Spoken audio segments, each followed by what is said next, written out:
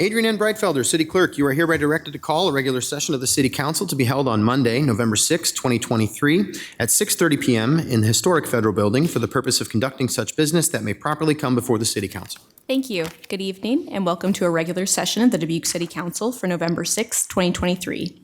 As a reminder to our participants, you can provide in-person input or virtual audio and written input during the sections of the agenda where public input is accepted. Input options during the live meeting include: in-person attendees may approach the podium when the mayor asks if there is any public input on the item they would like to speak to. Remote attendees can log in to GoToMeeting using the login links, phone numbers, and access code that appear on the broadcast and live stream and posted on the front page of the meeting agenda. This option includes audio input and written chat input. If you are participating via computer, indicate which item you would like to speak to in the chat function, or note that you would like to speak during the appropriate section. If you are participating via phone, indicate which item you would like to speak to during the appropriate section. All comments, whether in person or virtual, must be accompanied by a name and address. Additionally, written public input is accepted by contacting the City Council directly from the city's webpage at www.cityofdubuque.org/councilcontacts and through the City Clerk's office email at ctyclerk@cityofdubuque.org. This information will be reiterated during the meeting.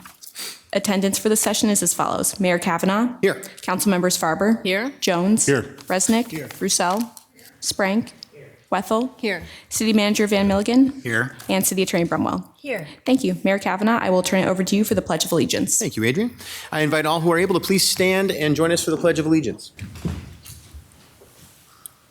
I pledge allegiance to the flag of the United States of America and to the republic for which it stands, one nation under God, indivisible, with liberty and justice for all.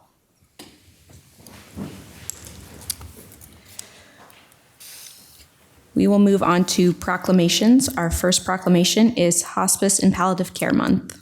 Okay, I believe Carol is here with us this evening. Hi.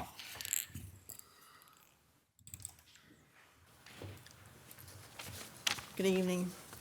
My name is Carol Carroll. I'm a member of the Hospice of Dubuque Board, and I also volunteer as a physical therapist for Hospice of Dubuque.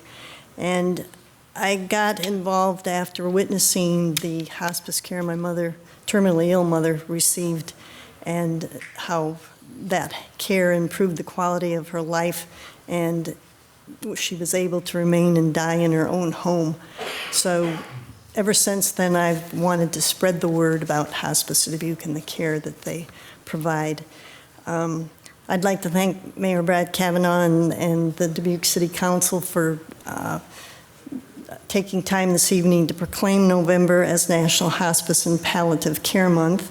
This proclamation provides an opportunity to raise awareness regarding hospice and palliative care so community members know where to turn for help when they or a loved one faces serious illness, bereavement, or end-of-life choices.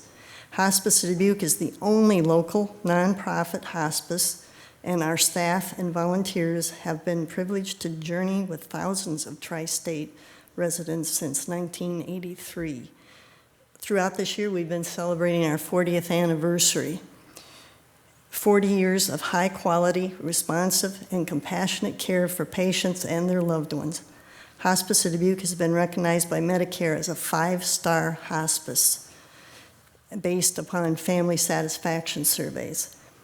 This places Hospice of Dubuque among the top 11% of all hospices nationwide. For further information, you can visit Medicare.gov. The community can take comfort in knowing that with Hospice of Dubuque, you, your family, and your neighbors are receiving the best care possible. We've been here for over 40 years, and we will be here to offer life-honoring care wherever you call home. Thank you. Well, Carol, thank you very much for sharing all that with us, and thanks a lot for being here to make sure that you remind us every single year and even more about the importance of hospice in our community here, so thank you. City of Dubuque proclamation. Whereas Hospice of Dubuque is the only local nonprofit hospice serving the greater Dubuque area since 1983. And whereas Hospice of Dubuque's team of healthcare professionals and dedicated volunteers are your tri-state neighbors who have provided this life-honoring care for 40 years.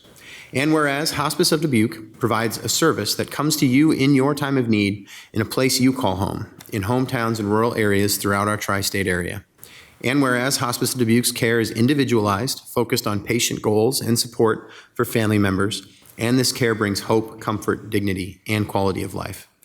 And whereas Hospice of Dubuque is identified by Medicare as the only 5-star hospice in the tri-state area. Now therefore I, Brad M. Kavanaugh, Mayor of the City of Dubuque, Iowa, on behalf of the City Council, staff, and residents of Dubuque, do hereby proclaim the month of November 2023 as Hospice and Palliative Care Month.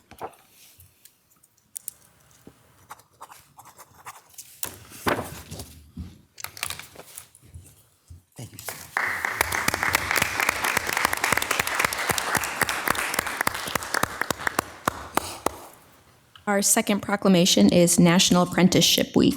All right, and I see Tom Townsend here with us to accept this proclamation.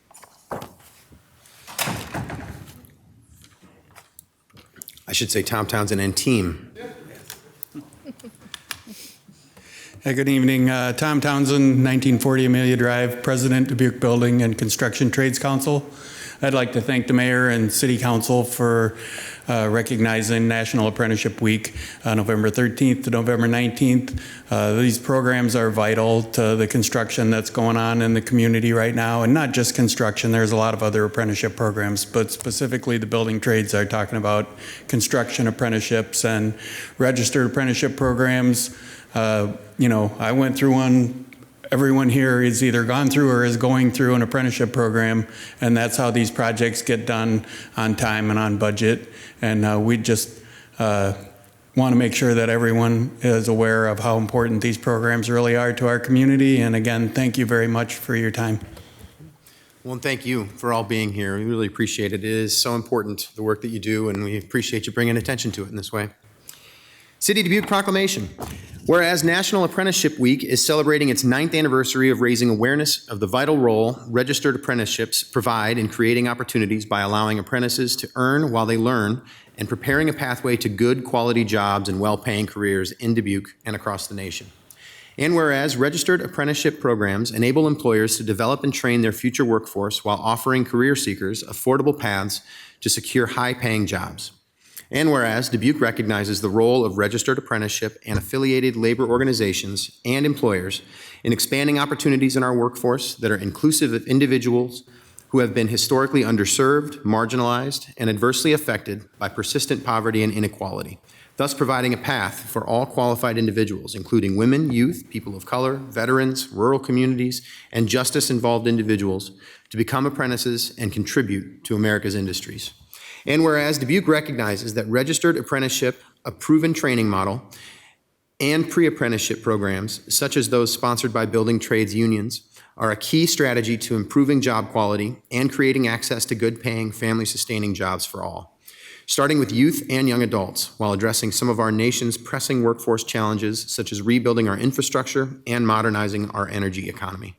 Now, therefore, I, Brad M. Kavanaugh, Mayor of the City of Dubuque, Iowa, on behalf of the City Council staff and residents of Dubuque, do hereby proclaim the 13th through the 19th of November 2023 as National Apprenticeship Week. Is it out of line to ask for a picture with the council in the back? Not at all. Come on up. The supervisors did it, so you guys have to.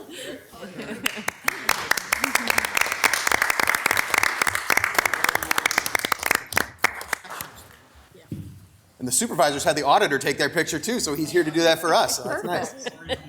Yes, that's right. Yeah, come on in. You got everybody? Everybody, 1, 2, 3. There we go. All right, thank you. Thanks, guys. Thanks a lot for being here. Thank you. Thanks.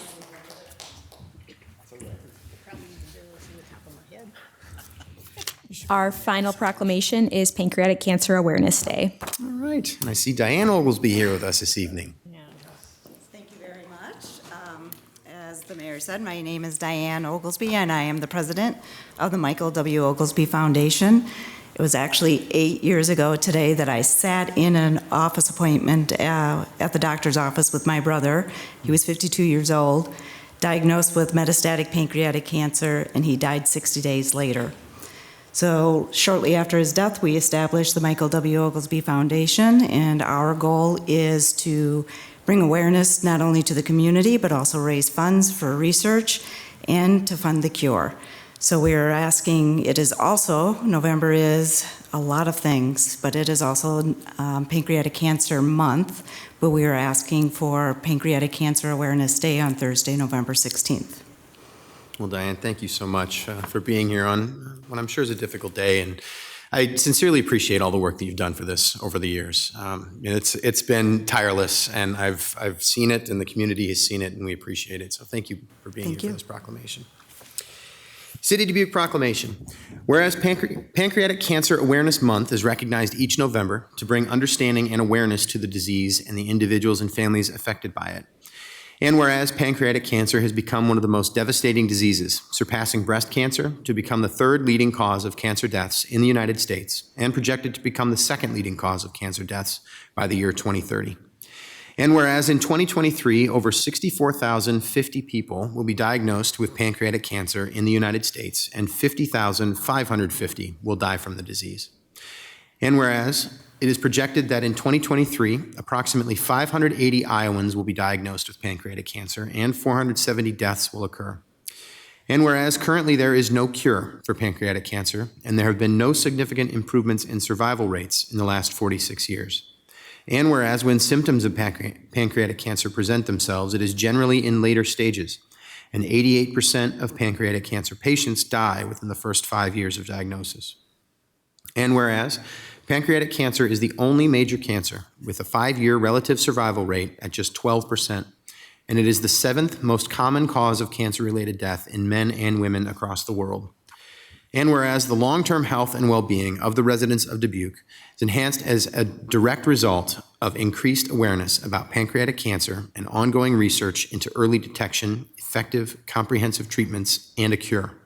And whereas the Michael W. Oglesby Foundation is committed to raising funds and public awareness for funding the cure for pancreatic cancer research.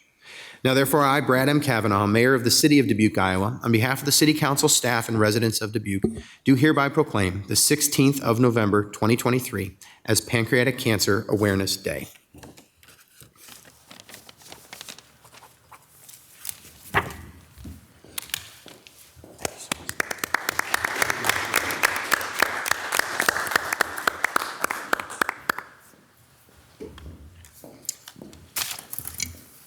Next are consent items.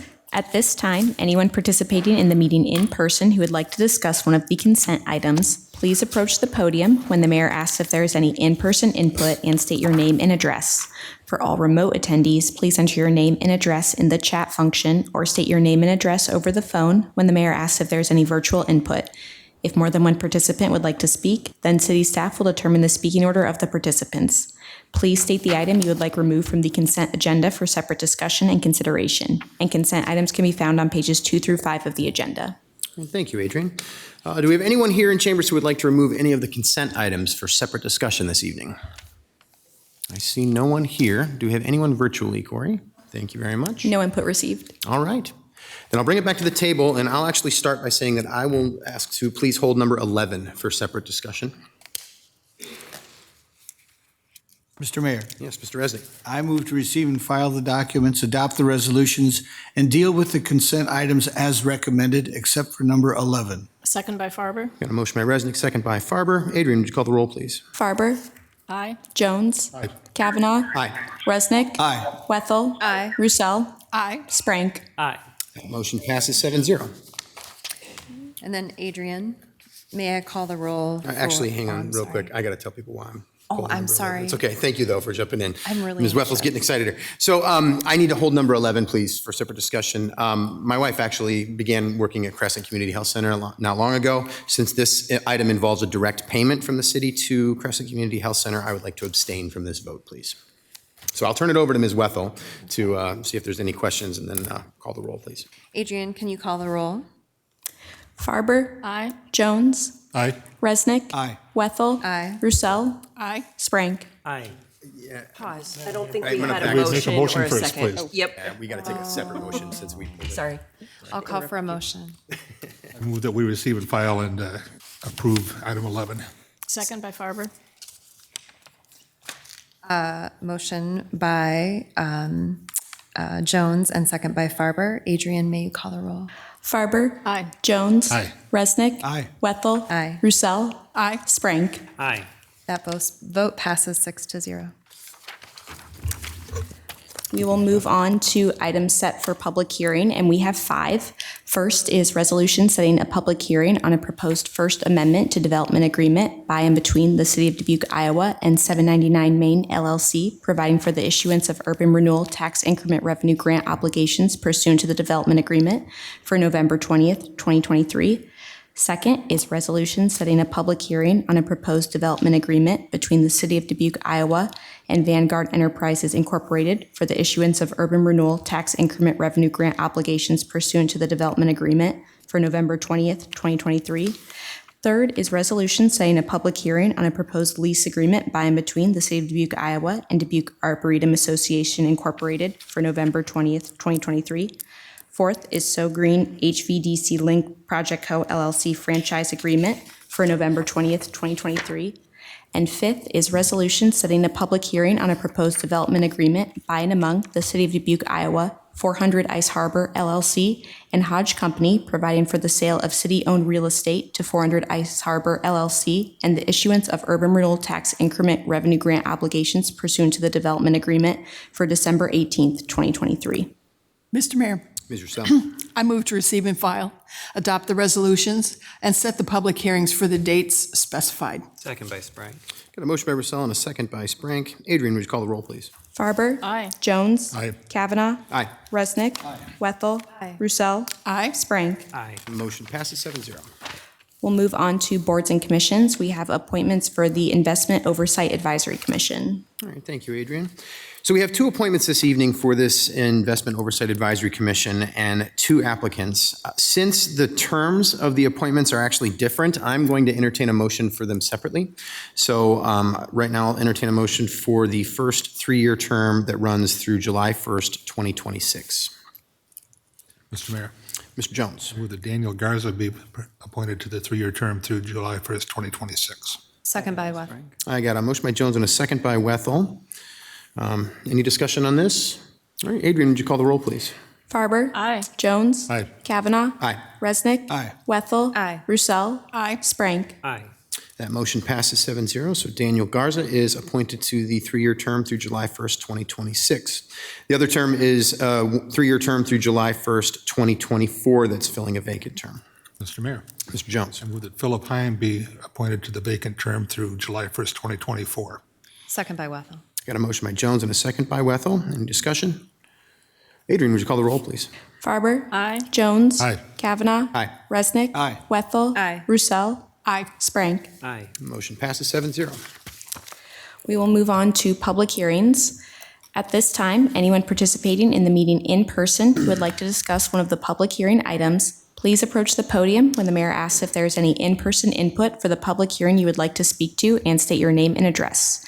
For all remote attendees, please enter your name and address in the chat function and state your question or state your name and address over the phone when the mayor asks if there is any virtual input for the public hearing you would like to speak to.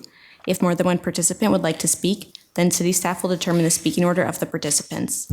Public hearing number 1 is request to rezone 1860 Hawthorne Street. Mr. Mayor, Mr. Jones. I move to receive and file the communications and further move that the requirement that a proposed ordinance be considered and voted on for passage at 2 council meetings prior to the meeting at which it is to be finally passed be suspended. Second. Got a motion by Jones and a second by Resnick. Wally, please. Yes, good evening, Mayor and City Council members, Planning Services Director Wally Wernemont. You're probably wondering, why are we having another public hearing to hear the same thing we just heard back on October 16th?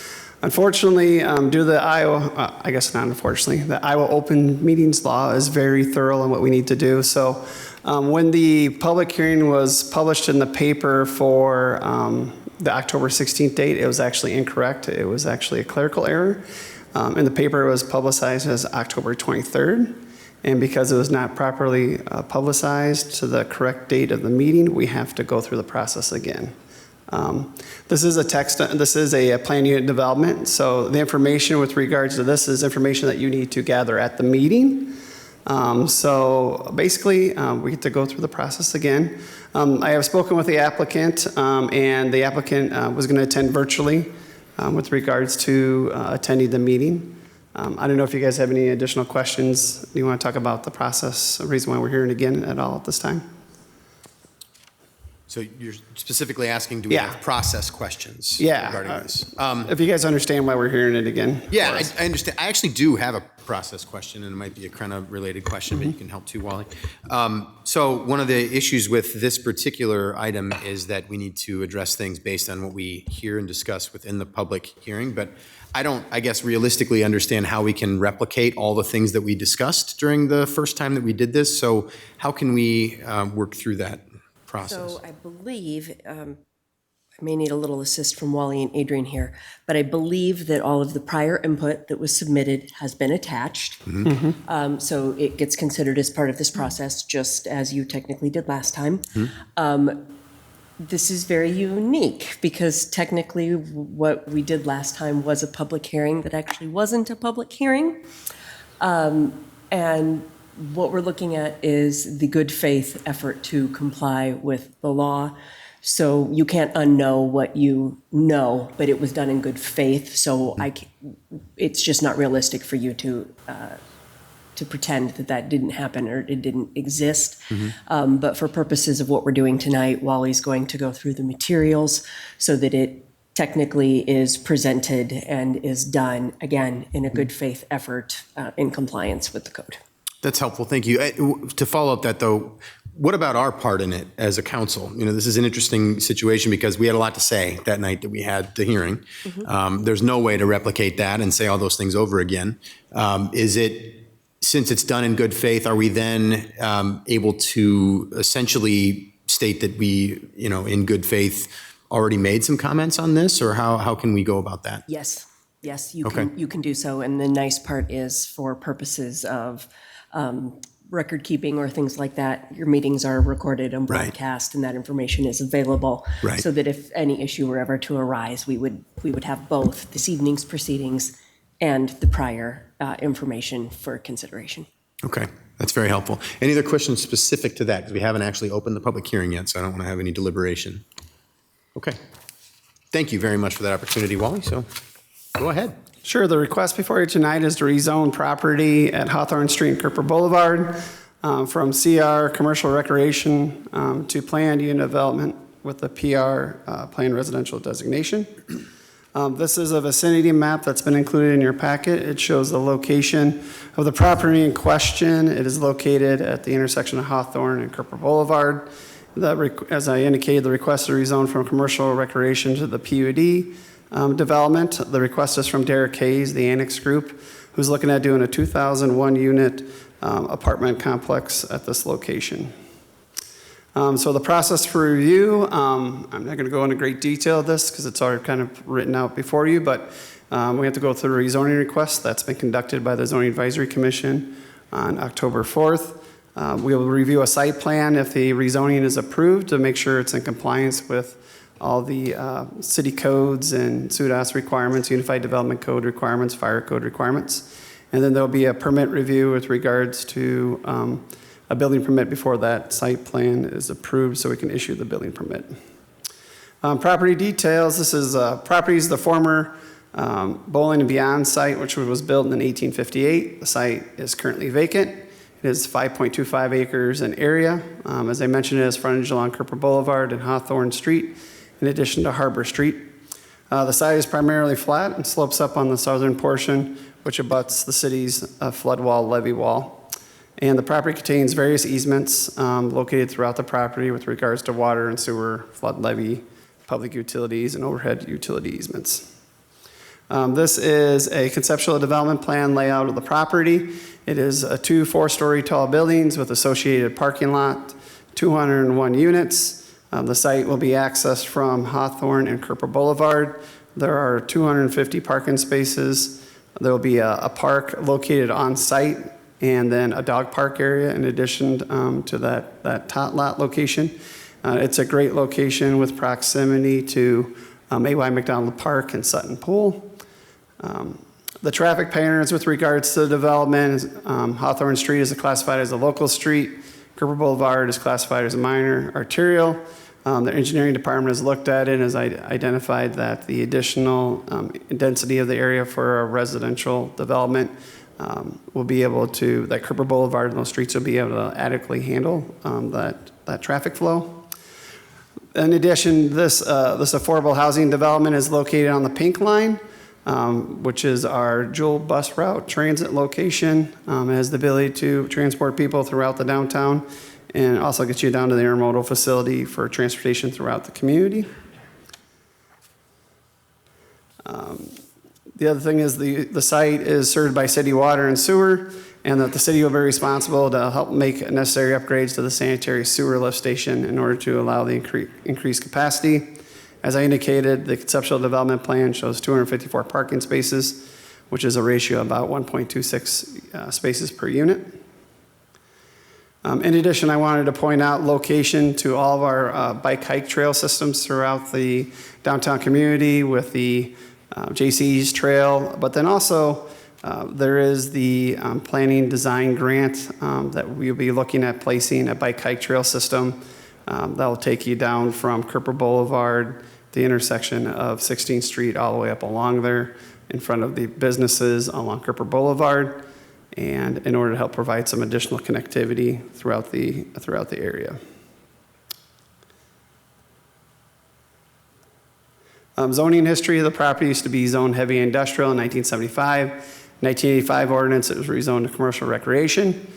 This development helps meet the following comprehensive plan goals: encourage new multifamily development in proximity to jobs to minimize transportation costs. Obviously, this is in Cooper Boulevard Industrial Park. Colorado's made some expansions, some additional businesses are down there looking at expanding, and it's in direct location for some of those jobs.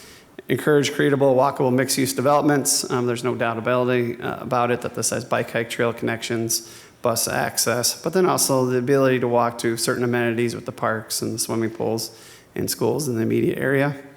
Integrate a variety of residential product types and mixed-use areas, including multifamily products such as townhomes and apartments. Provide quality, affordable housing choices, and continue to provide access to quality, affordable housing throughout our community. As I mentioned, this is not our only affordable housing project. We actually have them spaced out throughout our community on the west end, our downtown area, on the Point area. So it's just a great opportunity for the city of Dubuque. So like I mentioned, there was a public hearing that was held on October 4th of the Zoning Advisory Commission. Derek Hayes of the Annex Group presented to the Zoning Advisory Commission. Included in your packet is that PowerPoint presentation that he put together. It goes into great detail about the affordable units, the low-income housing tax credits that he's looking at applying for with the 4%, kind of a breakdown of income and the price points for the units. And then also at that meeting, we had Robin Kenneker, who was a resident in the neighborhood. They spoke. They said they gave a presentation to the Point Neighborhood Association. There was concerns with regards to pedestrian access to the schools, specifically crossing the railroad connections. And then also Tina and Rick Eichmann of 2605 Boulevard spoke in opposition.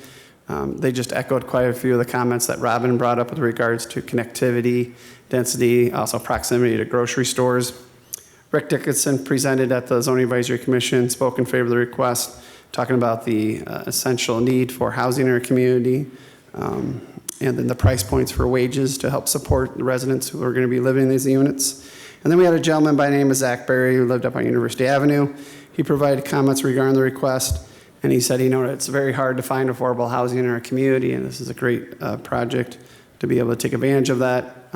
It's beautiful that we have an affordable housing project down on the river, having these great breathtaking views of the Mississippi River, and to look back on our city and the bluffs in our area. So at that meeting, staff presented the staff report, provided a lot of the information that was before you. The commission had a discussion noting that the site was a great spot. The area needs development such as this, and the project positives outweigh some of the negatives that were brought up. And at the meeting, the Zoning Advisory Commission, by a vote of 4-1, recommend that City Council approve the rezoning. And a simple majority vote is all it's necessary need to approve the planned unit development. Thank you. Thank you, Wally. We are in a public hearing to consider a request from Derek Hayes, the Annex Group, to rezone the property located at 1860 Hawthorne Street from CR Commercial Recreational to Planned Unit Development with PR Planned Residential Designation. And the Zoning Advisory Commission is recommending approval. This public hearing must be replicated due to a publication error in the notice of the initial public hearing. Do we have any additional public input on this particular item? Seeing none here, do we have any input? We do not. Thank you very much, virtually. And Mr. Mayor, Mary Geisler of 2310 High Cloud Drive submitted written input that's been uploaded to the agenda item. okay, thank you very much, Adrian. All right, with that, then I'll bring it back to the table for any discussion, just noting that we did have an extensive discussion already on this on October 16th, so point that out for the public. Any additional comments, questions? I'm seeing none. The motion here on the table is to receive and file and waive the 3 readings. So Adrian, would you call the roll, please? Farber? Aye. Jones? Aye. Kavanaugh? Aye. Resnick? Aye. Wethel? Aye. Roussel? Aye. Sprank? Aye. Motion passes 7-0. Mr. Mayor, Mr. Jones. I move final consideration and passage of the ordinance. Second. Got a motion by Jones and a second by Resnick. Adrian, would you call the roll, please? Farber? Aye. Jones? Kavanaugh? Aye. Resnick? Aye. Wethel? Aye. Roussel? Aye. Sprank? Motion passes 7-0. Public hearing number 2 is Second Amendment to Grant Agreement with Virtual Velocity LLC for the rehabilitation of 1199 Central Avenue. Mr. Mayor, Mr. Sprank. I motion that we receive and file and adopt the resolution. Second. Got a motion by Sprank and a second by Jones. Mike, please. Thank you. City Manager Mike Van Milligan. Economic Development Director Jill Connors is recommending City Council adopt a resolution approving a second amendment to the grant agreement, including the issuance of 15 years of tax increment financing for the project with Virtual Velocity LLC at 1199 Central Avenue. I concur with the recommendation and respectfully request Mayor and City Council approval. Thank you, Mike. We are in a public hearing to consider City Council adoption of a resolution approving a second amendment to grant agreement, including the issuance of 15 years of tax increment financing for the project with Virtual Velocity LLC. We have anyone here from the public to address us on this item? Seeing no one here. Anyone virtually? No. Thank you. No input. All right, thank you very much. Back to the table then for any discussion. Seeing none here. I would just like to say that I'm happy to see so many developers that we've already worked with for these development agreements coming back to be able to further exercise the incentives that we've approved as a council. This is exciting work to see moving forward. All right, with that, the motion here is to receive and file, adopt this resolution. Adrian, would you call the roll, please? Farber? Aye. Jones? Aye. Kavanaugh? Aye. Resnick? Aye. Wethel? Aye. Roussel? Aye. Sprank? Aye. Motion passes 7-0. Public hearing number 3 is purchase agreement approval for partial sale of Hendricks site property to Dubuque County and city purchase of Dubuque County-owned parking lot. Mr. Mayor, Ms. Roussel. I move to receive and file and adopt the resolution. Second by Farber. Motion by Roussel and a second by Farber. Mike, please.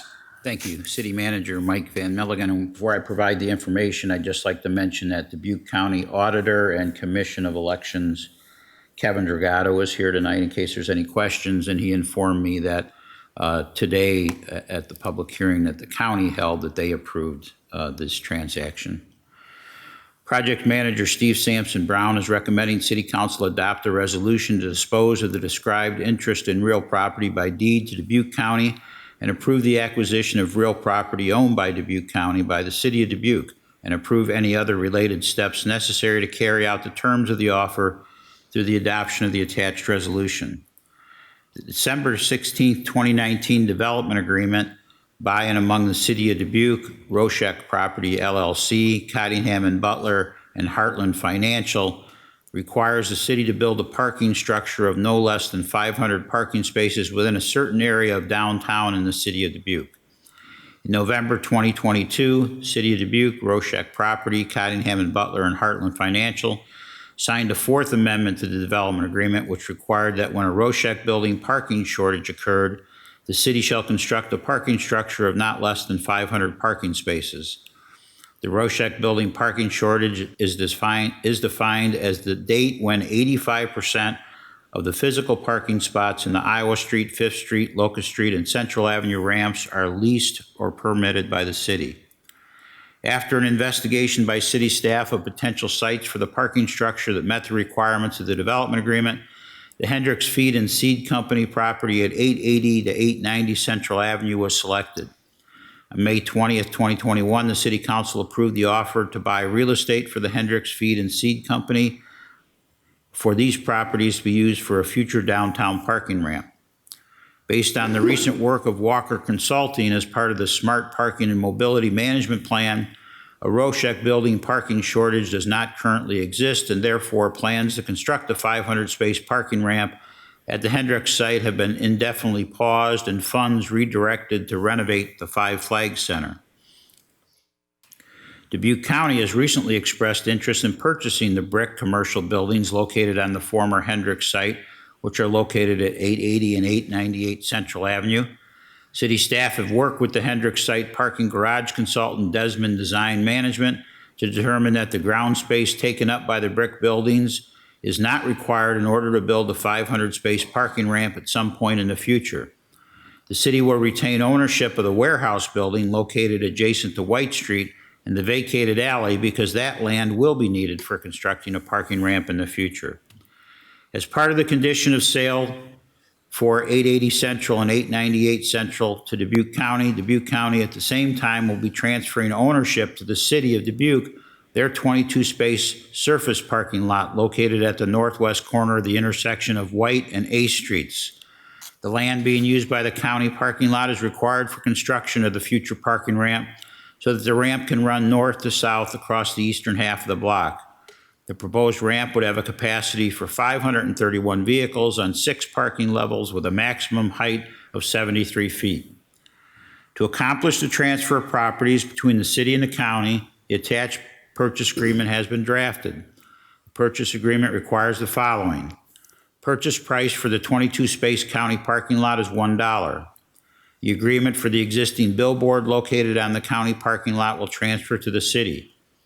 After purchase, the city agrees to maintain the 22-space parking. County will be allowed exclusive use of the 22-space parking lot, but only at times when the county employees are working. Outside of times when the county employees are working, the 22 spaces shall be available to the city as part of the parking system. The purchase price for the buildings at 888 and 898 Central Avenue is $1. Utility laterals that currently serve both the brick buildings and the warehouse building will be separated by the city. Until such time, the utility billing costs will be shared proportionally between the city and the county. The city maintains an easement along the back 17 feet of the lots that are being sold to the county. In the future, when a parking ramp will be constructed, the back 17-foot easement will convert to a sale of land to the city, and the city will pay for removing the portion of the existing buildings and loading dock within the easement area. The city shall provide the county 2 years advance notice of intent to construct a parking facility. Deconstruction of the brick building must happen in an odd number year because the buildings will be used for voting and elections. The city and the county agree to share access to the existing parking lot abutting Central Avenue that is being sold to the county, so that the city may maintain access to its warehouse loading dock bays. City shall pay for replatting of the lots at the time of future sale for converting the future parking structure easement to a land sale to the city. The city will have access to the existing parking lot abutting Central Avenue for use as a temporary construction staging area to facilitate construction of the future parking ramp. A right of first refusal for each entity to purchase each other's property. If the county seeks purchasers for the lots they are purchasing from the city shall have the right of first refusal to purchase back the lots at their appraised value. If the city seeks purchasers for the lots it is maintaining ownership of in order to construct a future parking ramp, the county shall have a right of first refusal to purchase at their appraised value. I concur with the recommendation and respectfully request Mayor and City Council approval. Thank you, Mike. We are in a public hearing to consider City Council adoption of a resolution to dispose of the described interest in real property by deed to Dubuque County, Iowa, and approve the acquisition of real property owned by Dubuque County, Iowa, by the City of Dubuque, and approve any other related steps necessary to carry out the terms of the offer through the adoption of the enclosed resolution. Do we have any public input on this item tonight?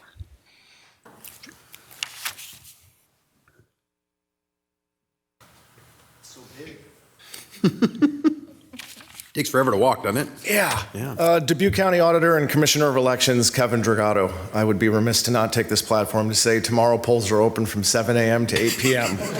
So please come and vote. I'd like to thank the City Engineer's Office, the City Attorney's Office, the City Manager, especially Krenna, Barry, and Steve, who have been instrumental getting us through this very unique real estate transaction. I'm here to answer any questions, so if anything comes up, just let me know. All right. Thank you very much. Any other public input this evening? Okay, on this item, I should say. All right, anything virtually? No. Thank you very much, Corey. No input. Thank you, Adrian. All right, back to the table then for any discussion. Mr. Mayor, Yeah, Mr. Jones. when you heard the detail of Mike's memo, then imagine the detail on the purchase agreement and the expertise it takes to think of all those things and make sure that they're all accounted for and lined up. That's pretty impressive. But what a neat project. What a neat land swap, basically. County's going to get something that they badly need. We're going to get some things that we badly need. And the community's going to win on both sides of the equation. So I can't wait to vote yes. Yeah. Thank you, Mr. Jones. You know, I just want to point out real quickly, too, that, we're in a time right now where not every level of government gets along with each other. And I hear about it a lot, and I especially hear about cities and counties not getting along. We just don't have that situation here, and I really, really appreciate that. So as Mayor Auditor Delgado, I hope you can convey my thanks for that to the rest of the folks of the county, especially the Board of Supervisors, because it is complicated to put deals like this through. And I agree with Mr. Jones. I look forward to voting for it because I think it's a really good move, and it's something we both need and want, so it's working out really well. But it definitely is complicated, so I'm glad that we were able to get through those details. All right, well, with that, we have a motion and a second here to receive and file and adopt this resolution. So, Adrian, would you call the roll, please? Farber? Aye. Jones? Aye. Kavanaugh? Aye. Resnick? Aye. Wethel? Aye. Roussel? Aye. Sprank? Aye. Passes 7-0. Next is public input. At this time, anyone participating in the meeting may address the City Council on the action items on the agenda or on matters under the control of the City Council. For all in-person attendees, please approach the podium and state your name and address when the mayor asks if there is any in-person input. For all remote attendees, please enter your name and address in the chat function or state your name and address over the phone when the mayor asks if there is any virtual input. If more than one participant would like to speak, then city staff will determine the speaking order of the participants. Individual remarks are limited to 5 minutes, and the overall public input period is limited to 30 minutes. Under the Iowa Open Meetings Law, the City Council can take no formal action on comments given during public input or that do not relate to the action items on the agenda. Thank you, Adrian. Do we have any public input this evening about anything on the agenda or under the control of the City Council? Seeing none here, do we have any virtual input? You do not. All right. And no input received. All right.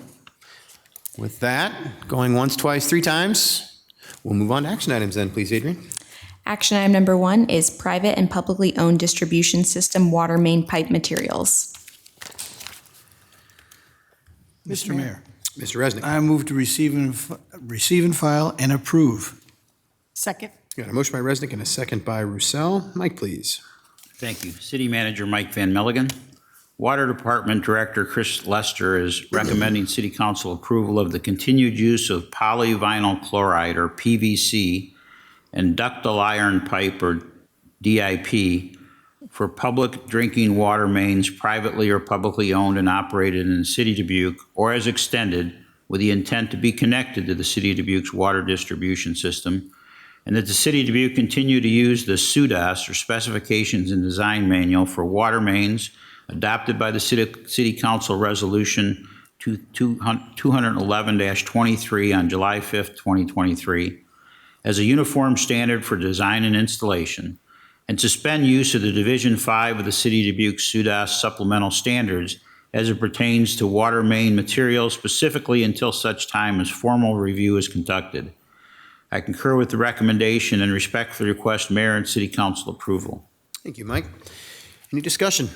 Questions?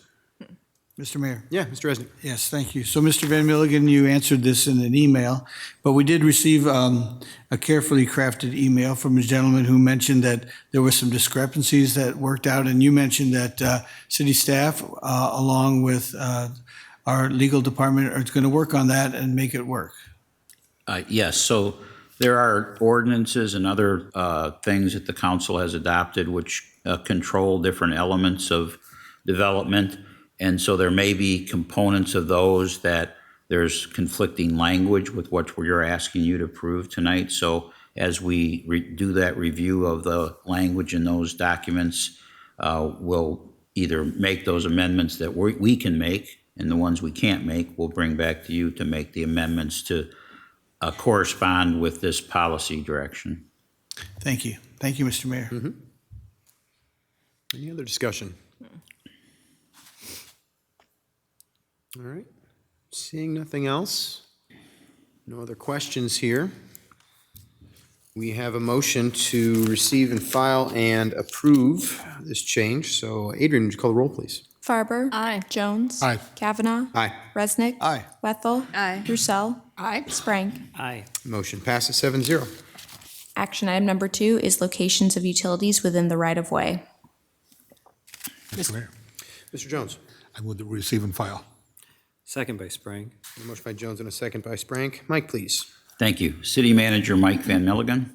City Engineer Gus Ahoyas is sharing information related to engineering design standards for the placement of utilities within the public right-of-way as outlined in the Iowa State Urban Design and Specifications, or SUDAS program. Currently, SUDAS allows for utilities to be located either within or outside the roadway limits. City staff has had the preference to locate utilities within the street pavement and has developed a draft typical preferred roadway utility cross-section showing the preferred utility locations. City staff has also received feedback from local engineers and developers regarding utility locations within the right-of-way and are taking these under consideration as part of staff efforts to develop and adopt the 2024 edition of the city's supplemental design manual to coincide with the upcoming update to the Iowa statewide urban design and specifications, or SUDAS program, the 2024 edition.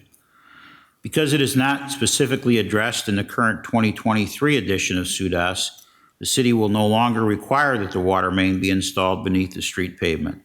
Moreover, the 2024 city SUDAS supplemental design standards will not establish any such restriction. The city will continue to follow the location requirements as outlined in SUDAS. As this is a change in city policy, I am providing this information to the mayor and city council. All right. Thank you, Mike. Questions or discussion? I could actually use a little clarification on this, Mike. Sure. Just to help me understand the change. And I understand that we're just getting this to receive and file. The change has been made. You made that decision. But and you can just tell me if I'm wrong here. But my interpretation after reading through the memo from staff was that the city has identified multiple good reasons why water mains should be located under roadway pavement, and has required that the location of water mains up to this point for those good reasons. However, since it's not required specifically in SUDAS in 2023 or what it looks like in 2024, we're not going to require it anymore, even though we have some good reasons for it. Can you help me understand that a little bit more? So earlier tonight, the mayor and city council had a work session on the developers roundtable. And one of the things brought up through the developers roundtable was the last agenda item, which was our more restricted use of PVC versus ductile iron pipe. And so we reviewed that and proposed relaxing that, and you approved that. Another thing that was brought up through that process was the city's absolute requirement that the water lines go under the street pavement. And so as we examine that, there are good reasons in certain cases that it go under the pavement, and in other cases, there are reasons that it might be better to not be under the pavement. And so what we want to do is offer the option to the developers. So that doesn't mean that you still won't have water lines under the pavement. It just gives the developer the option. But in both cases, there's still very specific standards that the installation has to meet that we feel comfortable will be secure and meet the demands of our community.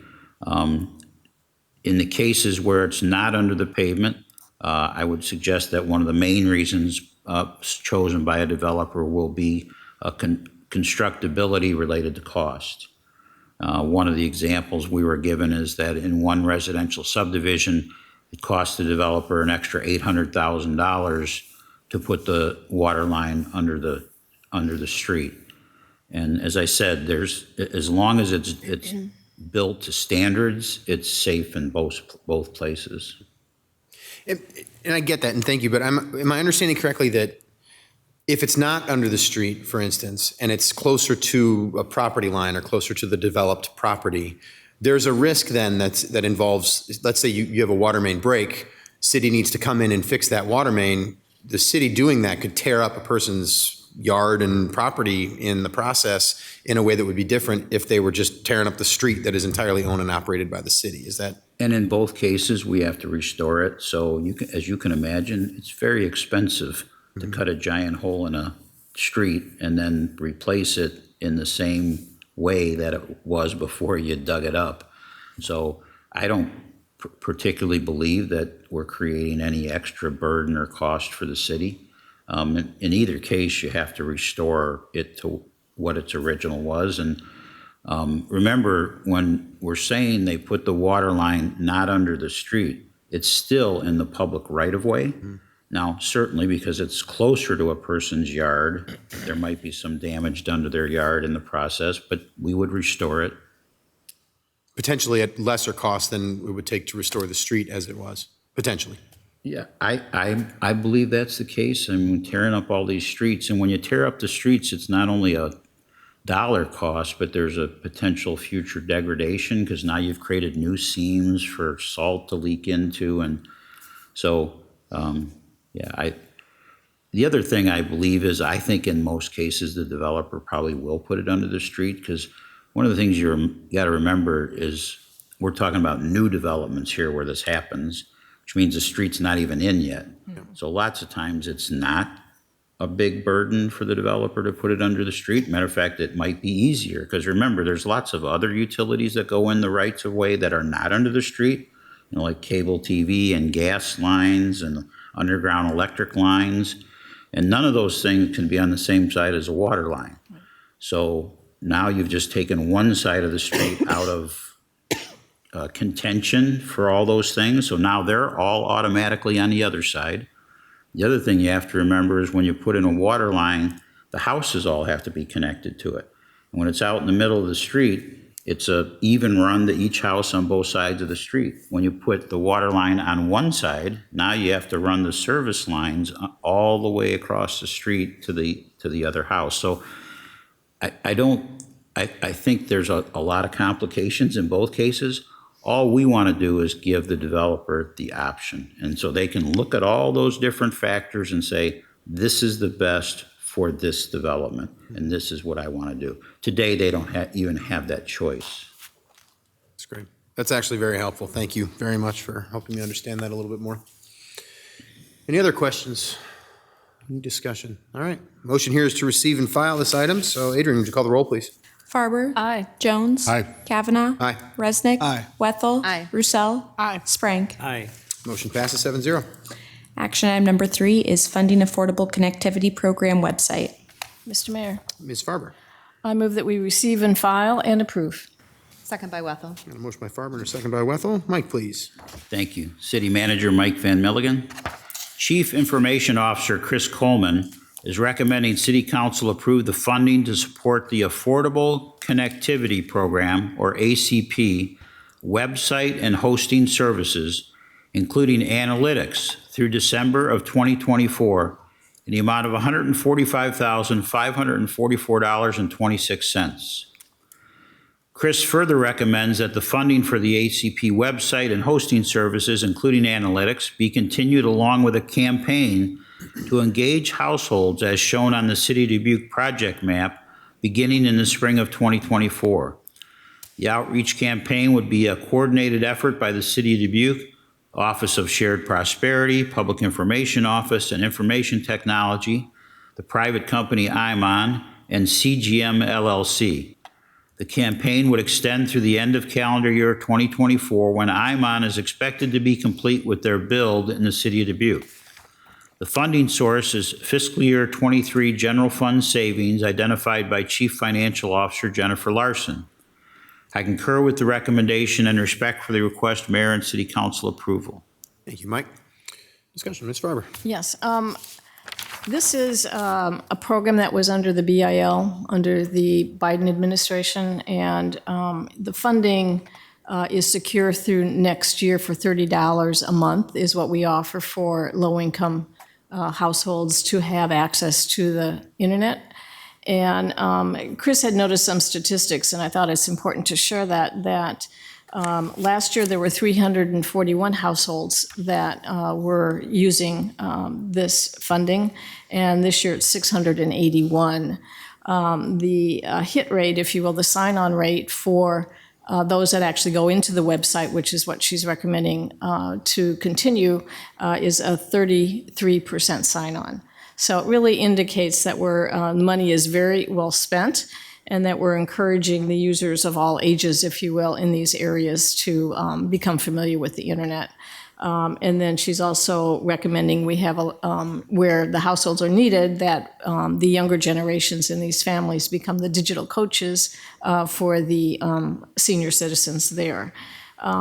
Next week, I'm going to be attending the National League of Cities ITC committee, which talks about this exactly, and the topic is going to be the continuation for the Affordable Connectivity Program. So it'll be interesting to see how that's evolving based upon all the things going on with Capitol Hill funding at this moment.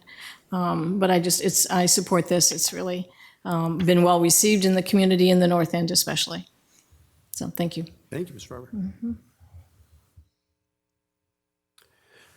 I have one question, Mike. I feel a little more dense than usual this evening, so I apologize. But as far as identifying general fund savings to pay for this, can you walk me through that process a little bit? Because it's really generalized in that we just have some savings from last year and previous years that we're just able to roll this into. So it's not from any specific fund necessarily or specific line item. This is just general fund savings. Right. So when we closed out the books on fiscal year 2023, so that ended June 30th, and it takes us a while to close the books on the fiscal year, we had revenues over expenses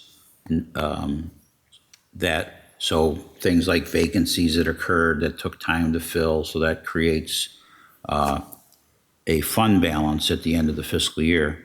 What we generally do with that money is we program it through the next fiscal year budgeting process, and usually for one-time expenses because it's a one-time revenue source.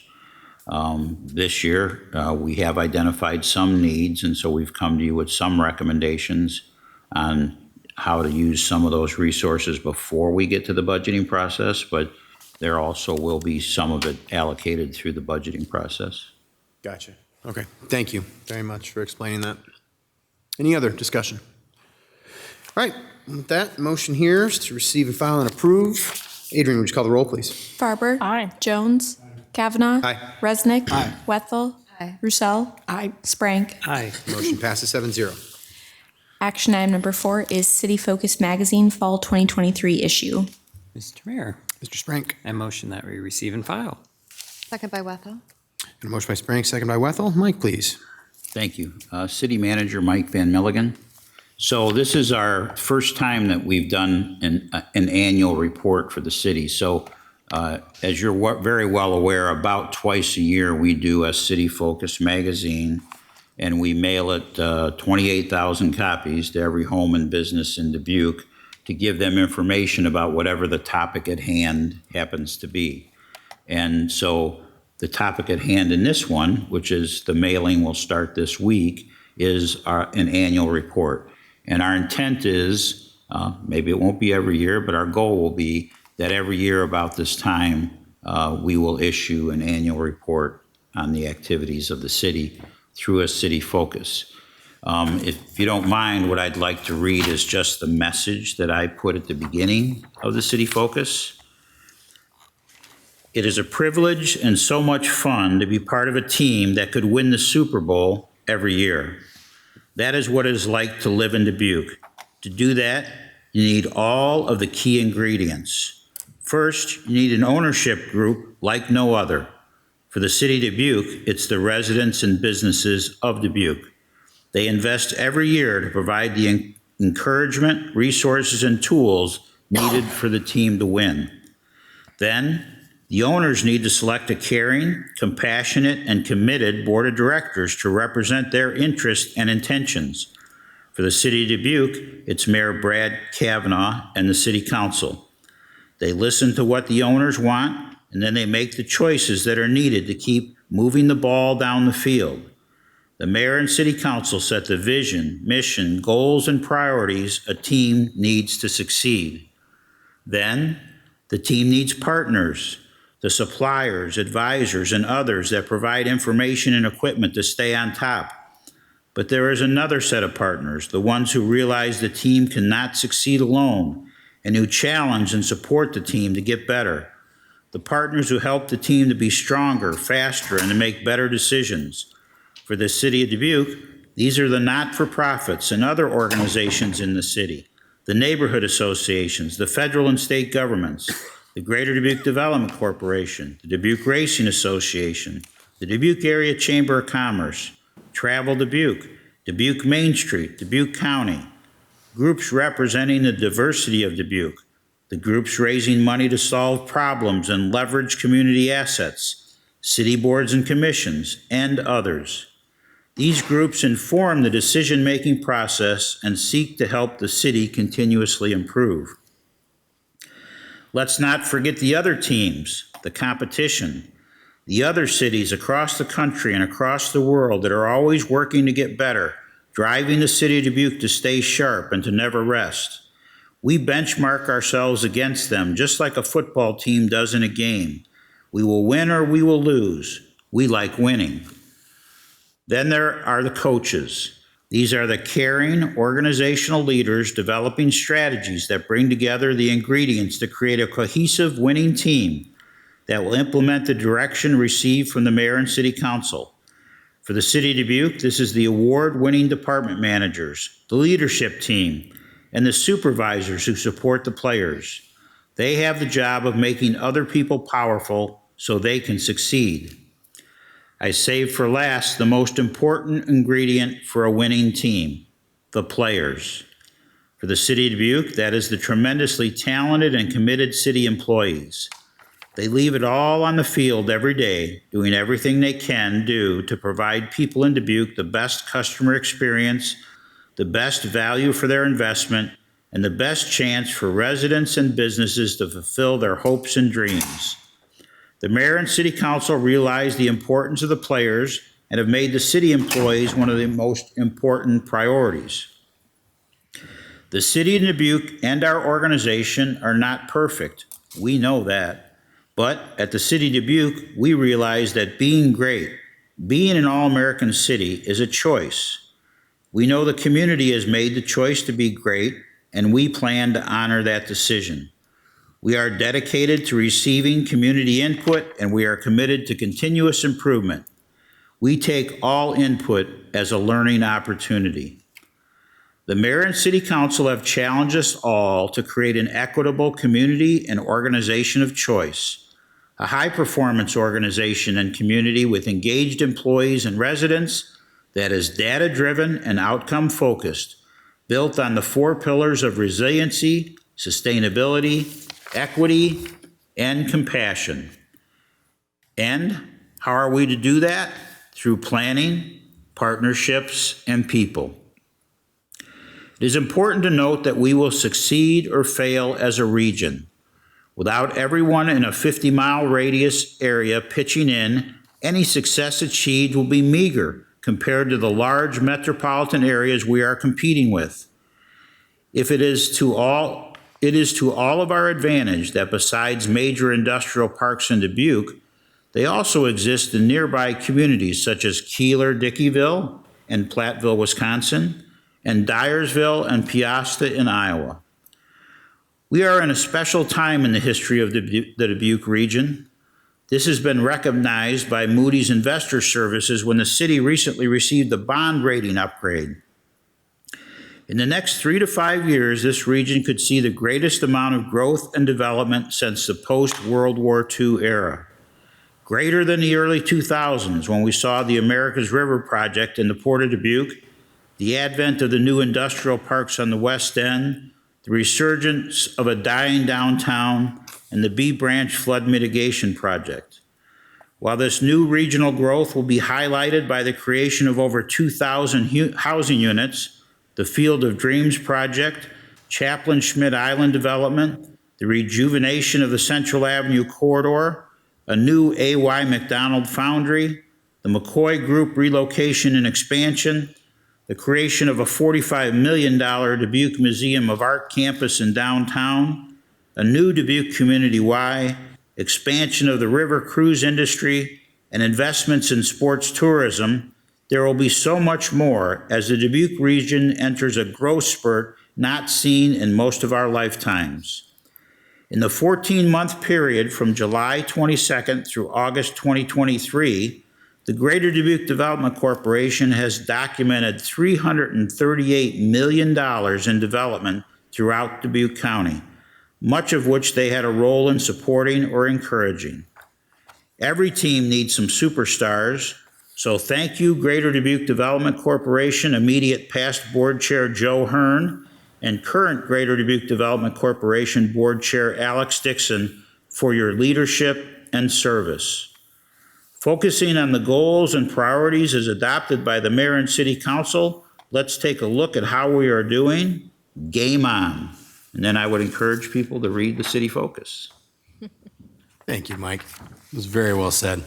And I appreciate that we all are doing a lot of work right now while we're watching football. So I appreciate that you're using that reference very directly. Any discussion, questions?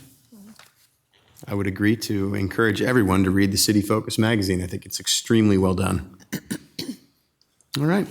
That motion here is to receive and file that item. So Adrian, would you call the roll, please? Farber. Aye. Jones. Aye. Kavanaugh. Aye. Resnick. Wethel. Aye. Roussel. Aye. Sprank. Aye. The motion passes 7-0. Action item number 5 is contacting City Council and City staff handouts. Mr. Mayor, Ms. Wethel. I move to receive and file. Got a motion by Wethel, second by Jones. Mike, please. Thank you. City Manager Mike Van Milligan. So the 4 attachments that we put on this action item is a response to some of the questions we occasionally receive from residents about how do we interact with the mayor and city council or contact the mayor and city council or city staff members. And so these are 4 publications that we have. We've always had. We have updated them. And we will continue to make these available to the public so that they are very aware of how they can contact their elected officials or city employees. Yeah. Thank you, Mike. I think it's interesting this came up during our work session today, this idea of making sure that we as a city council are accessible and reachable to be able to have discussions. And I think it's a great reminder, a very good timing here, a good reminder to be able to say that this is how you actually get a hold of us. And I'll just say that, I know these 6 folks sitting here very, very well, and I know how accessible they are. This is a city council that wants to talk to you, that wants to be able to have discussions. So I am thankful to have these documents here, but I just also want to just say the invitation is, the door is always open. Please do give us a call, send us messages, come here, address us during public input times, and any times that we can have some of these discussions in public. At the events that we're able to go to all together. So do please reach out to us. It is what we're doing. It's the job that we've signed up for. So any other discussion or questions? Okay. Well, thank you very much for adding these items to the agenda tonight, Mike and staff. As with other ones here, this is a motion to receive and file. So Adrian, would you call the roll, please? Farber. Aye. Jones. Aye. Kavanaugh. Aye. Resnick. Aye. Wethel. Roussel. Aye. Sprank. Aye. Motion passes 7-0. Action item number 6 is updated new housing units approved and/or under review handout. Mr. Mayor, Mr. Sprank. motion that we receive and file. Second? Motion by Sprank, second by Wethel. Mike, please. Thank you. City Manager Mike Van Milligan. So since last year when the Greater Dubuque Development Corporation did the housing study and determined that we were woefully short of housing units within our community if we expected to support our workforce. And the mayor and city council in September of 2022 adopted a set of incentives to encourage housing development. We've been tracking that.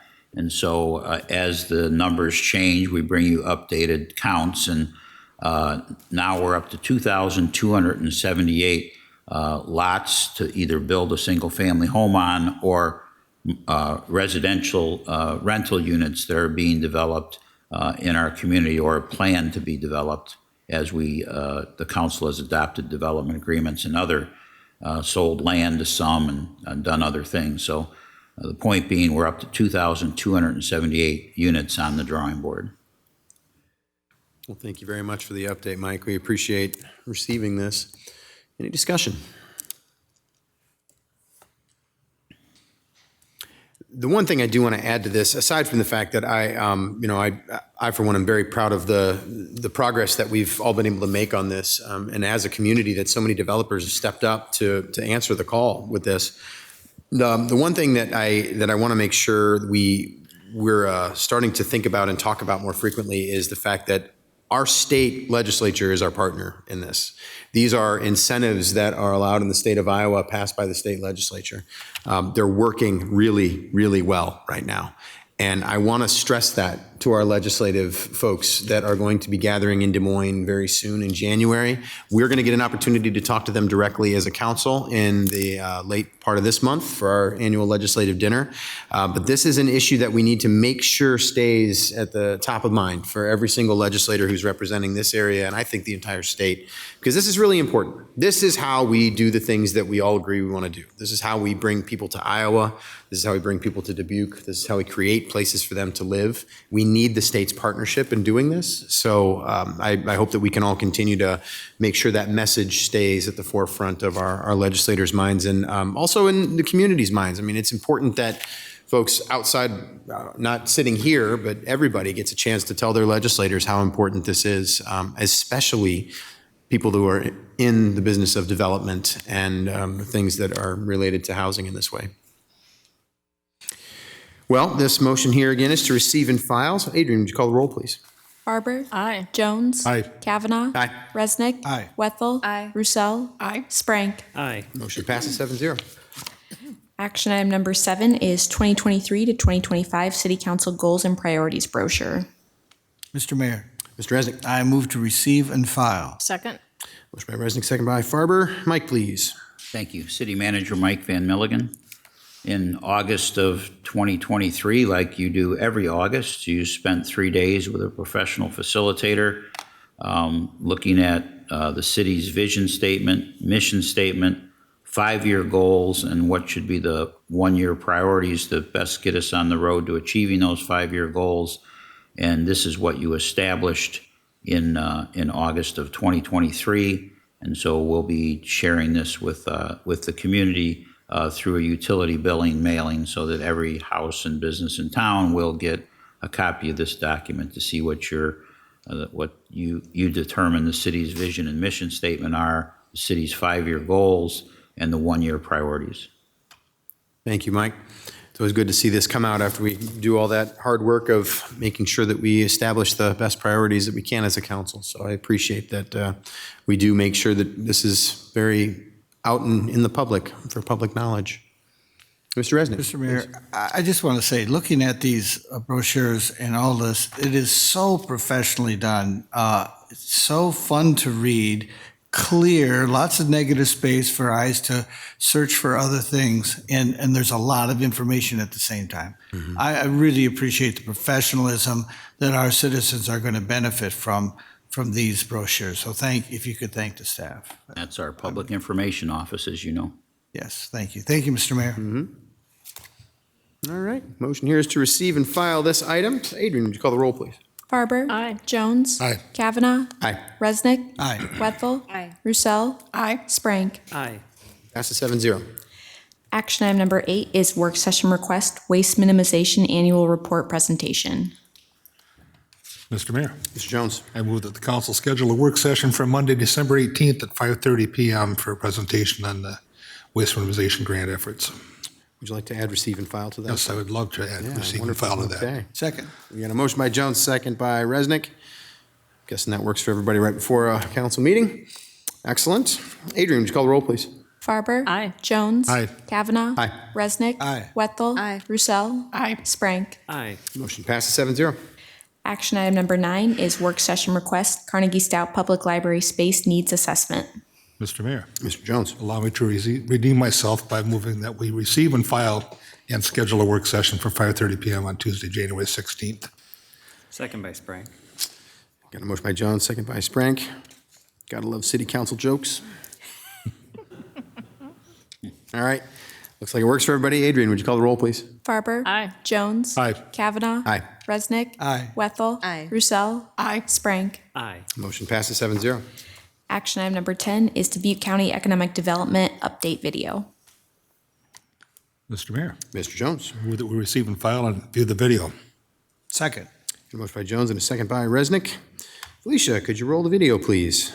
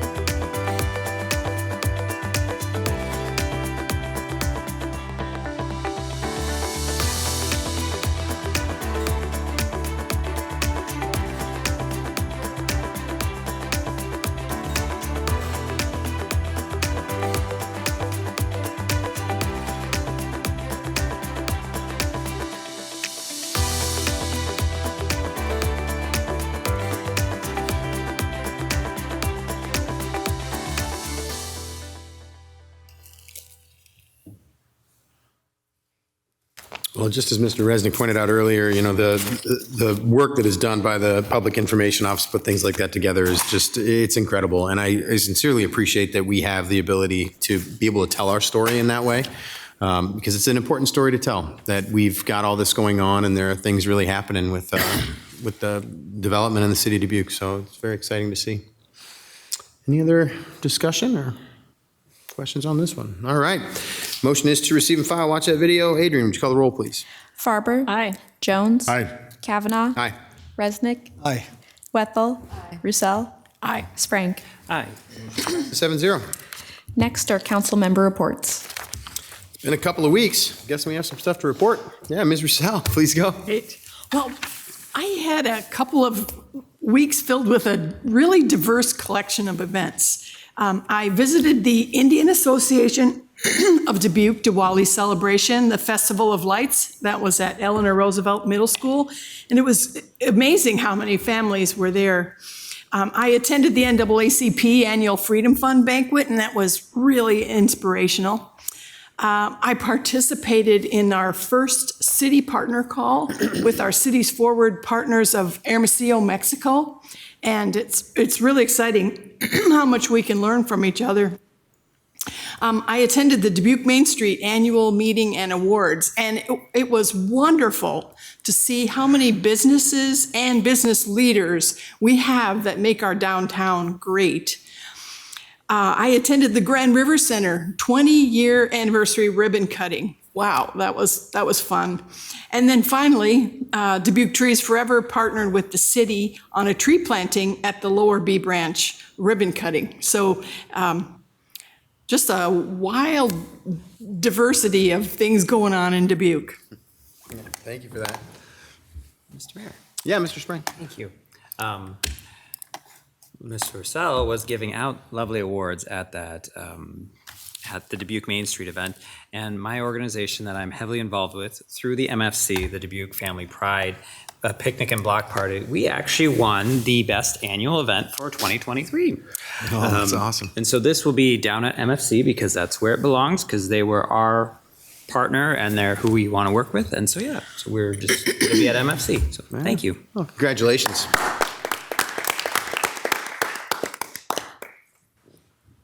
Mr. Mayor. Yeah, Mr. Jones. Well, you probably can't say it better than your county auditor and commissioner of elections did, but tomorrow's election day and that matters. A great quote that I was looking for the originator of it, thinking it was going to come from Ben Franklin or Thomas Jefferson or Abraham Lincoln, actually came from Aaron Spelling. It was in the West Wing. And it is, decisions are made by those that show up. The people that show up to vote tomorrow are going to decide the direction of policy for the Dubuque Community Schools for the next decade. They're going to decide a portion of the policy at this table for the next 4 years.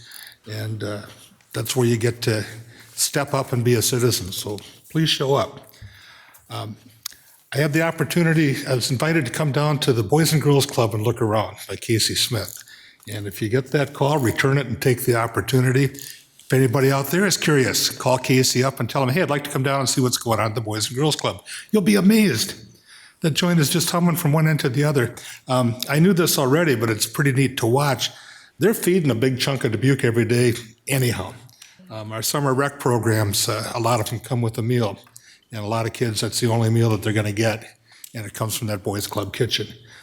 All the meals at St. Mark's comes from that Boys Club kitchen, Boys and Girls Club kitchen. So check it out. Get down there and look the joint over. It's pretty amazing.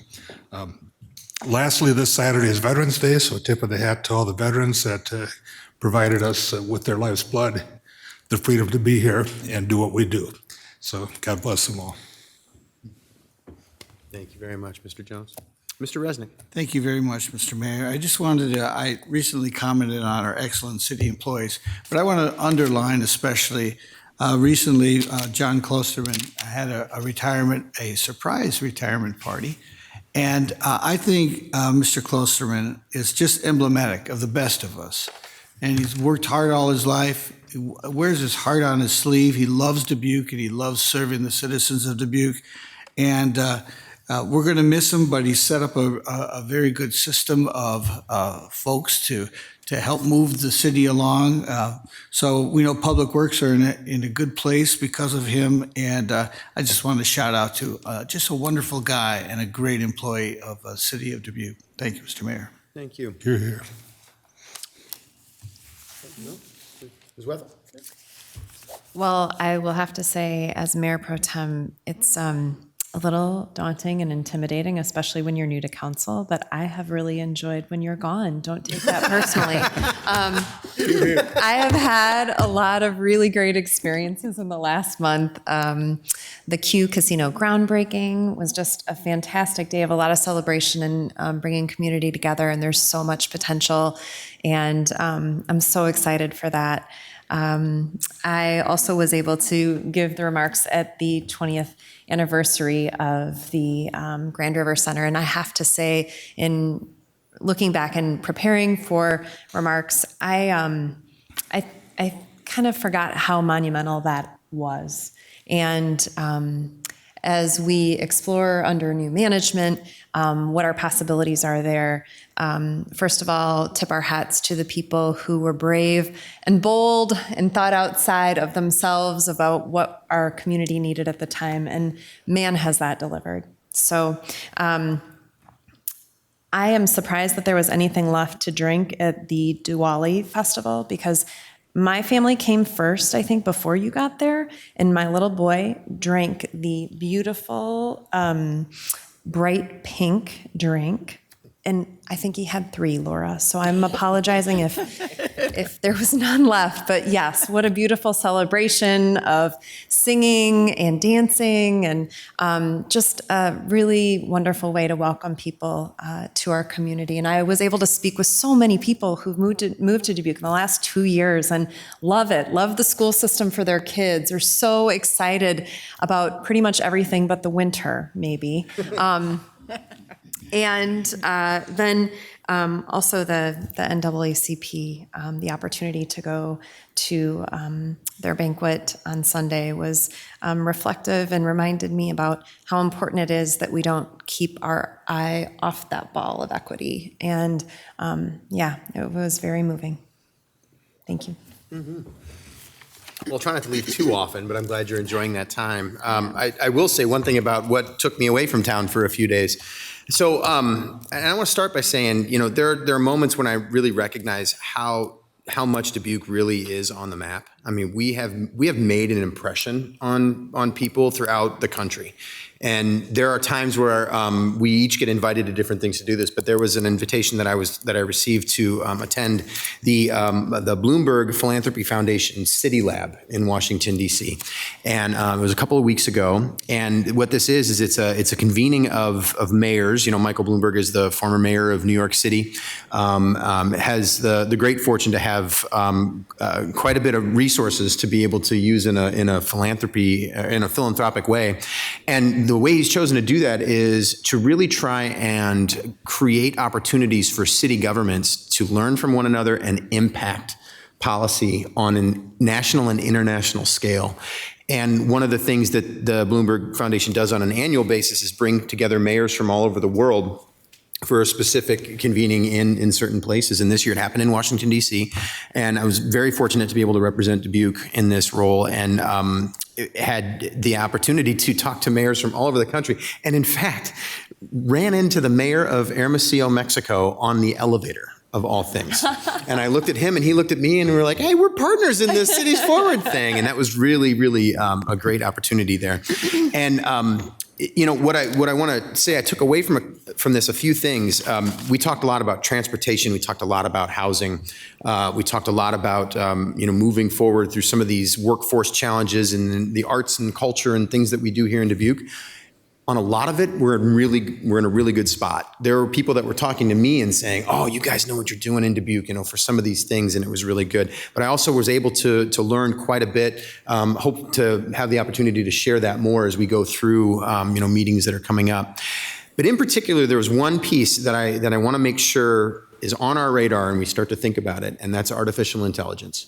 We spent a lot of time in the 2 days that I was in the Mayor's Innovation Studio aspect of it, talking about artificial intelligence and how cities are beginning to utilize artificial intelligence and how that's going to be impacting us. And I mean cities across the world. We're going to be doing this with our streets program, using cameras to be able to have artificial intelligence help traffic flow efficiently, and it's going to be groundbreaking, and it's going to be fantastic. But there are some things that are going on that are sort of mind-boggling. So, for instance, there's a city in Italy, Torino, Italy, that has created a full artificial intelligence map of their city. And he showed it to us, and it was essentially the entire city built into a structure that was able to go down and look at pretty minute levels, challenges in roadways and under roadways and within buildings, and all kinds of different ways that they can sort of run a model of how something would work if they went and changed something within the city, how planning could work. I mean, Wally, I think about the planning department very much in this, what it looks like.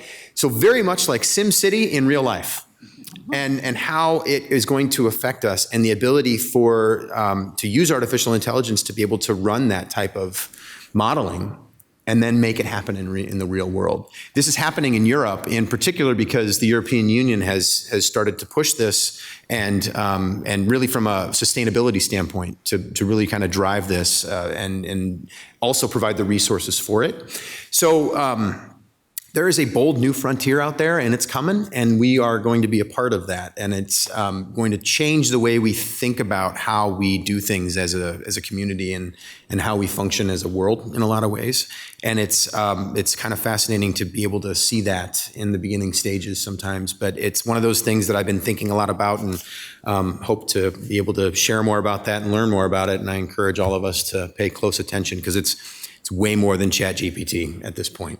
Although we did play with ChatGPT quite a bit while we were there. It was very interesting. All right.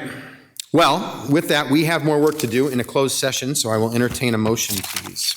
Sure, Mr. Mayor. Mr. Jones. I move the City Council go into closed session in accordance with Chapter 21.5 of the Code of Iowa to discuss pending litigation and purchase or sale of real estate.